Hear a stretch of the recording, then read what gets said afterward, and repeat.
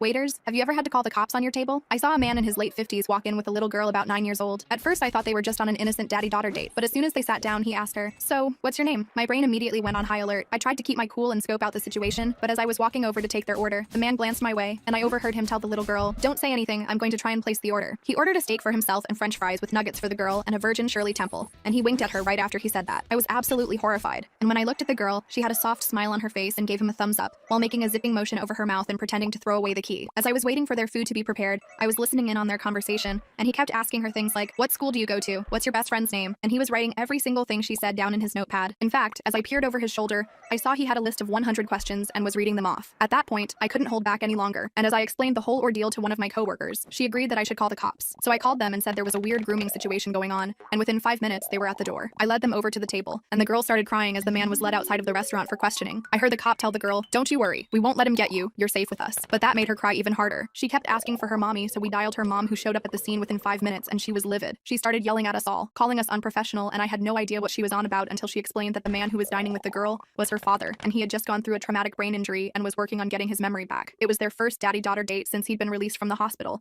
and this was huge progress for him. Let me just say that they took their food to go, and I comped their check.